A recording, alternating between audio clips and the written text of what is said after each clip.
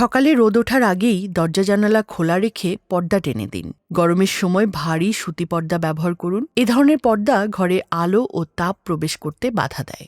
গাঢ় রং বেশি আলো শোষণ করে তাপমাত্রা বাড়িয়ে দেয়, তাই ঘরের ভেতর যথাসম্ভব হালকা রং ব্যবহার করুন। এতে করে দিনের বেলা ঘর তাপ ধরে রাখবে না।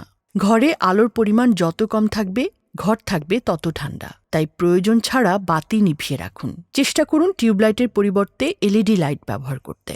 ঘরে ছোট ছোট অর্নামেন্টাল গাছ রাখুন।